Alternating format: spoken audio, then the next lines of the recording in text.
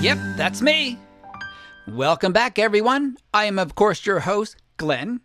And today's guest and I have quite a few things in common. For example, we both love music. We both play the piano, although her playing is a lot more advanced than mine. We both have been in long-term marriages to our spouses. And if you go by Hollywoodland standards, a long, long, long time. And we both have one daughter with a unique name. So with that said, on to my guest, who is... Oh, hold on one moment. A technical note. All my conversations are done over Zoom. You know, that thing we all learned how to do during the 2020 pandemic. So please forgive any technical abnormalities. Okay, so now on to my guest. Starr Parodi. Hey, Glenn. I'm Starr Parodi. I'm a composer and a musician and a producer and a mom. You actually make your living making music, correct? Absolutely, yes. Now, before we get on to talking about music and the amazing stuff you do, this never dawned on me until last week when I was booking you on my podcast. Your first name is Starr, S-T-A-R-R, correct? Correct. Did you know that is the exact same spelling as the Beatles drummer Ringo Starr's last name? Well, yes, I do know that. Okay. Okay, Starr, hold on. Is that a coincidence? Were your parents like really cool Beatles fans? Is there a story behind that? There should be more R's, don't you think? I mean, I have friends that spell it with like 5 R's. No, you know what? My mom's maiden name was Starr. Oh. My grandfather had Starr's Ice Cream and Candy in Iowa. So that was her last name. And when she married my dad, whose last name is Parodi, right, she was a holistic doctor and a chiropractor. So she kept her name Dr. Starr. Right. And it's like having 2 last names, Starr Parodi. I think that is just so cool. And if people want to Google you, Starr Parodi, Parodi, and you actually have a Wikipedia page, so you are famous. Oh, well. I don't have one. Okay, growing up in LA. Now, you grew up in LA, correct? I did. What inspired you to start playing piano? What was the inspiration that said, hey, this is what I want to do? You know, it was really weird. I was on kind of a crazy path in high school. Mm-hmm. You know, I was not very focused and I was in a very rebellious phase and not realizing any kind of potential, I think, that I might have. I guess you could say. And I had a friend who invited me to a college dorm. Mm-hmm. Which, of course, I had no business being at because I think I was, 14 or something. And this keyboard player was there and he showed me some chords and I played them. Right. He said, you should play piano. You picked that up really quick. And I had taken lessons for about a year when I was a little kid. I just went home and I thought about it. And it was just, such a cool group of people. And music kind of pulled me out of whatever funk I was in, whatever kind of, existential teenage thing I was going through. And I just started to practice. And I found a teacher and I got accepted at Interlochen, which is a music school in Michigan. Okay. Again, it was a total fluke. Somebody told my aunt, she should go to Interlochen in Michigan because they're really good with music. And somehow I got accepted. And, I started practicing 6-8 hours a day and just turned my whole life around. And, that's what I really wanted to do. Did it just feel right? Yeah, it did. And, it really shows how random kindnesses from strangers or, random suggestions that you might give somebody can really change the course of their life, So words are so powerful and so important. I just think it's just really interesting and cool that, people that really didn't have anything too much to do with me kind of changed the course of my life. Are you snacking while listening to my podcast? Well, check out Vegan Rob's Puffs, all plant-based. Beet, cauliflower, spinach, and dragon. Ooh, they are hot. Something new I discovered, turmeric crisp. They're in a canister and they're potato chips. So check out Vegan Rob's at your market, Amazon Prime, or veganrobs.com. Okay, so now you're a composer, which means you have composed music for TV shows, movies, trailers, animated. There's so many things you have done with Jeff and by yourself. Give us a little idea of what it's like to compose for a show. Sure. Well, for a TV show, time is usually of the essence, especially for a series. And whenever you have a chance to start early, coming up with themes and coming up with ideas and sound palettes, that's just such a gift because sometimes it's just, let's go. Um, usually there's a week to a week and a half turnaround, and it's wonderful to have some time beforehand to get to know the director, to get to know the showrunner, what their likes are. They've been living with this, they've been developing it and working on it. So they have a lot of ideas, and it's just wonderful to hear their ideas. So if I'm able to start early, I would play them some themes, get some feedback from them. Okay. I get a feel for the kind of thing that they like, and then I also get a feel for how the show is hitting me and what I can bring, what suggestions I can bring. And again, it's just very much a collaboration. So I'm doing a show that I'm really excited about. It's actually coming out on November 4th, called Genlock, the Michael B. Jordan show. He's the producer of it, and he's one of the stars. And it's a very modern anime style. It's such a cool story. In that show, I worked really closely with the director, and we just had weekly meetings, and I would play him stuff. And it's a very dense show, and it has just some very interesting storylines, but they're all interwoven. And so I felt like it was really important to have different thematic sounds and ideas to help the audience understand more of how the story's unfolding. So that was really cool to come up with some themes and then have it play out throughout the series. I think that's so cool. So I want everybody to look out for Genlock on HBO Max, and it'll be out the first week of November in 2021. Yeah. Let's talk a little bit about your collaborator, your partner, your husband, Jeff. You two work on shows together. Is that correct? We do. We've worked on so many projects, so many different kinds of projects too. Everything from movie trailers and commercials to co-producing records together and television shows. So a lot together. What's the balance like when you work with your spouse? Well, uh-oh. Here's the wonderful thing is that I think music requires utter, complete honesty. And sometimes if you feel embarrassed about something, there might be a great idea in there, but it has to go through its ugly phase to find itself. So in working with Jeff, I don't feel judged at all. And so I feel like I can just come up with ideas, and I know that he'll tell me the truth, from his perspective. And so in that way, it's just been wonderful to work with him. Got a little craving for a burger and side of fries? Maybe you don't eat red meat. Well, check out the plant-based menu at Veggie Grill. Nachos, a Reuben, a tuna melt, desserts, salads, chicken sandwiches, all at Veggie Grill. Check out the app and you can get rewards for free meals. VeggieGrill.com. Sometimes I'll hear a famous artist be asked, "Can you read music?" And they say no. You can read music, correct? Oh, yes.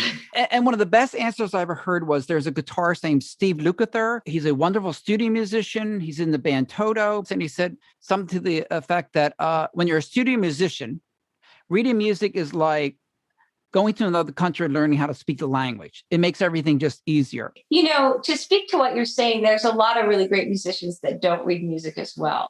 Everybody's path is different. I think that overall, it's a really good thing to learn how to read music, because it's not only good to be able to sit down, and if you want to jam with somebody, look at a chart and be able to play it. It's just also good for your brain. Harmony is interesting because there's harmonics. There's so much behind just a scale. There's so much behind chord progressions and the circle of fifths, and the way that one chord leads to another, and why you feel drawn and compelled to go to the tonic chord. it's the music of the universe, I mean, there's all kinds of ways to think about it. And I think that reading music is super easy for some people, and it's really hard for others. It just depends how your brain is wired. Now, do you have a favorite chord or favorite key? Oh, I go through sometimes favorite keys. I really like the flat keys. I'm like a G minor, E flat major kind of. I love that key. However, different keys have different properties to them as well. And just so people know that when you talk about keys, if you sit down at a piano and you play like the key of C, there are no flats, there are no sharps. There's all the basic things you can learn and know about it that kind of will guide you. Even rock and roll. I mean, rock and roll isn't it just built on like 1, 4, and 5 chords? Yeah, and look at all the amazing songs that have come out of that. But for instance, you're talking about like a C triad. A C triad is a C triad, but it's also, part of an A minor chord. It's also part of an F major 7 or F major 9 chord. It's also, kind of a polytonality in E minor. So I mean, there's all kinds of things that's what I love about kind of chordal music theory is that there's so many different ways that one chord can be heard, depending on what it's surrounded by. We're just like geeking out on music right now. I'm thinking to myself, I get everything you're saying and we're connecting. I'm like, okay, people, if you're listening, we're geeking out on music, but there really is something about it. If you really explore harmony and chords, you will totally get what we're saying. Okay, so enough geeking out. Okay, let's get to some other things. AWFC, you were the former president of AWFC. What is AWFC? AWFC is the Alliance for Women Film Composers. And I was so honored to be their president for the last 2 years. I just ended my term March of this year, and it's been in existence since 2014. And it's just a wonderful organization that amplifies the work of women composers. And there's just so many things that the organization does. And it's grown from a very, very small beginnings, but with an idea that this is an idea that's important because there's so few women composers. I think it started really, Laura Karpman started it with Lolita Ritmanis and Miriam Cutler, 3 wonderful composers who were just shocked that I think it was 2% of the top 250 grossing films were scored by women. Wait, hold on. 2%? 2%. It's now up to 5%, and then I think it went back down to 4%. It's dismal. And so what we've been trying to do is, first of all, get more people to know that, women, that there's a lot of women who have, compositional talent, a lot of stories to tell, a lot of different, so many different backgrounds. Mm-hmm. And membership is now up to about 550. And we have a UK chapter, and we have people kind of all over the world. People who are kind of coming into it are realizing, hey, I can do this as a profession. This is something I really want to do. And women who have been doing it for a long time are, finding more support and more open doors. So there's still a lot that, a lot of work that needs to be done. But there's been just a tremendous opening of people's minds in the studios to kind of say, hey, we need some diverse voices. Now, there's a website that people can go get more information. What's the website? Yeah, the website is theawfc.com. And one of the highlights of it is that it has a directory of women composers. So with bios, links, all kinds of resources if people are looking for a composer, and again, I think most of us don't want to be thought of as women composers, But here we are, and it was an area that really needed support. And this organization is just a wonderful organization that's been helping a lot of people. Mm-hmm. I was looking at my daughter's. She has like a music dictionary, that you get from school, and you have a list of musical terms. And then in the back, it had the list of composers, list of great composers. And literally, I looked through the pages and pages, and I think there was 1 or 2 women. It was just, if you don't see somebody doing what you think you might want to do, you think, well, maybe that's not an option for me. So maybe some women just haven't gone into that field because it's just it hasn't seemed maybe to be an option. So I think the Alliance for Women Film Composers has really opened some doors and show that, hey, you can do whatever you want to do. And it doesn't matter who you are, what you are, and so go for it. Let the music do the talking, Yes. right? Have you tried any plant-based milks lately? My favorite brand, Silk. Soy milk, almond milk, and oat milk. It is free from dairy, gluten, carrageenan, cholesterol, artificial colors, and flavors. I add it to my chai tea. First, I froth the milk, put some cinnamon in there, mixed it together, and good. Now, speaking of your daughter, did she follow in her mom and dad's footsteps? Yes, she's a singer-songwriter. She's a classical violinist. Why violin? Did she ever say, "Hey, mom, you play the piano, that's great, but I want to play violin"? What inspired her, do you think, that was the violin? I do not know. Maybe a past life, because she was literally 4 years old and said, "I want to play the violin." At 4? At 4. That's amazing. Yeah, we don't have, none of us are violinists. And I mean, maybe she had seen some sessions or whatever, but we got her a quarter-size violin, and she'd play along to the radio in the car.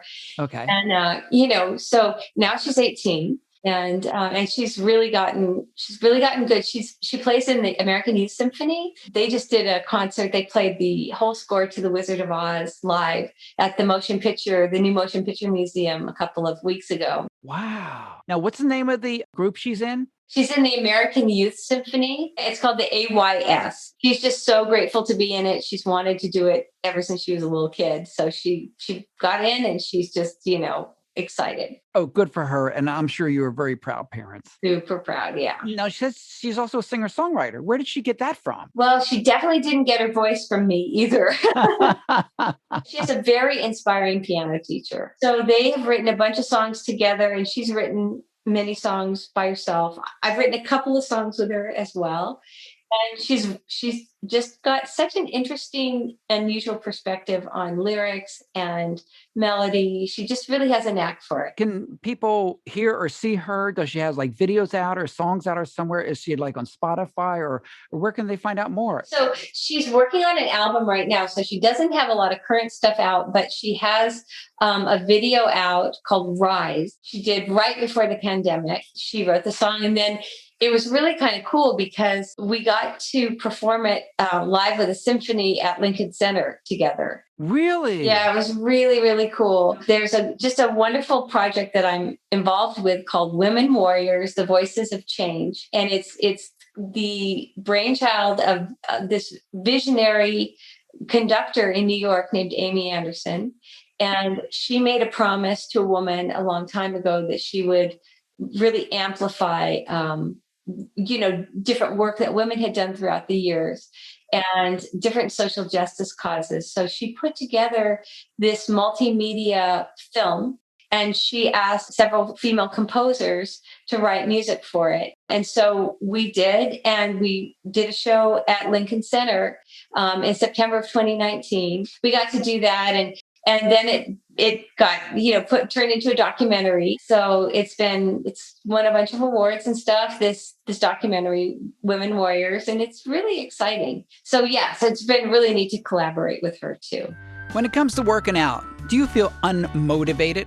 Well, let me tell you something. With my Apple Watch, I got Apple Fitness Plus.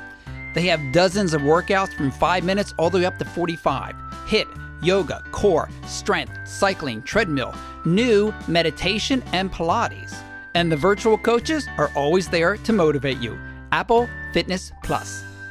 The Arsenio Hall show days, that's where you started, correct? Yeah, absolutely. And that's how I met you, I think, too, was through that. And it was just a wonderful band, and it was just an amazing experience. And one thing I remember always when I saw you playing, when they cut to you, you would always smile.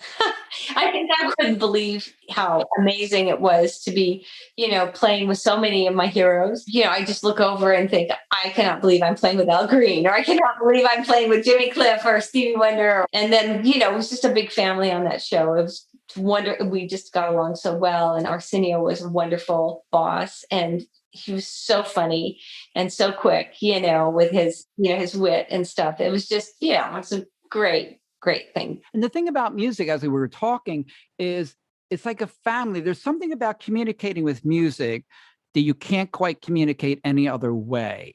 I don't know how to describe it. Do you feel that when you play with other people? I really do. I think that there's an unspoken thing that is a communication that sometimes there are just no words for it. You just feel like you're close to somebody through your playing together. That's really, really wonderful. And I think one of the great things about people playing live, like a band, you just see them looking at each other and the way they interact. To me, that's like gives me chills sometimes. It's magical.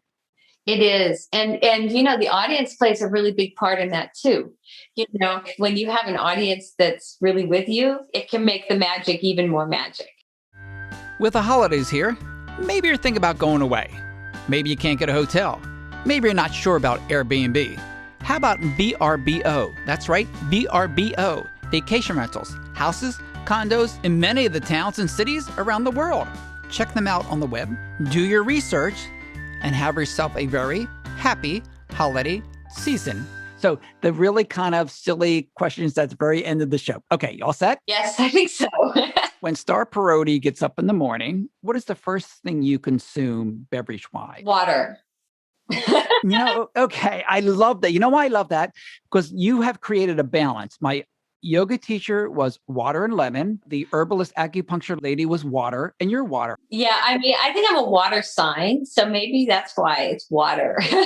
Well, I'm a Pisces, so I'm a water sign too. I'm a Pisces too. Oh, you really? Okay. I've known you for all these years. Yeah, we did. Now we're going to geek out on Pisces. Okay. All right. So you'll remember 2020 as? Well, our whole family got the coronavirus. It was pretty gnarly. So I think I would remember 2020 as pretty gnarly, but I remember it with a lot of gratitude just for, I guess, realizing that life is so precious and not to take for granted anything. I think we all learned that how precious everything is, since we were all kind of experiencing the same thing as a world, a global community. So we all share that. Okay. So one of the last things is, if social media just went off all of a sudden, just say for a week, what would you be doing? Probably the very same thing I'm doing right now. I think that it's healthy to take a break. It's wonderful for keeping in touch with friends and stuff. And it's also wonderful as an artist for letting people know, if you have a new project out, or if you've got, a concert or something, it's a great way to get the word out. But I think it has to be taken with a grain of salt, because everybody's life isn't as perfect as social media would have you believe. And I think it's especially hard on teenagers. But I'd probably be just writing music and playing the piano and, doing what I always do. See, but that's so perfect, because I had in my head, I said to myself, if somebody asked me that, I would say exactly what you said. I would be doing exactly what I usually do. That's so cool that you would be doing the same thing too. I think you're right. Maybe, I think we might need, to take a little minute of a break. Did you know you can support your favorite charity while shopping on Amazon? That's right, smile.amazon.com. As an Amazon Prime member, they support my choice, St. Jude Children's Research Hospital. So go to smile.amazon.com, select your favorite charity, and let them do the rest. So, Starr, I want to say before we go, how can people learn more about what you do? Okay, well, if anybody would like to check out some of the music I've been doing, or, some fun things, you can go to my website, which is Starr Parodi, Parodi.com. And there's lots of music and lots of stuff to read there. If you're interested in looking into the Alliance for Women Film Composers, the web address is theawfc.com, and that there's all kinds of really wonderful information. And like I said, the directory of women composers. There's a really cool film that we did highlighting women composers that's on the front page, so you can see that. That's really wonderful. Genlock is coming out. That's an animated show with Michael B. Jordan, and that's coming out November 4th, and it'll be streaming on HBO Max. So you can check that out. And it's a really cool story and great actors. The Women Warriors, The Voices of Change is a documentary now, but it's also coming out. And so there's just all kinds of really, wonderful projects that I'm just so grateful to be involved in. Starr Parodi, I just think you're a wonderful person.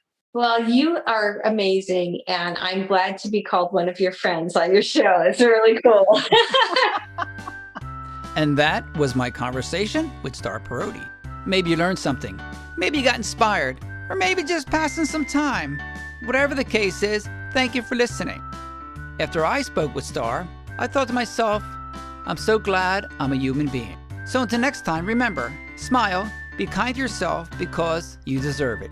Cheers.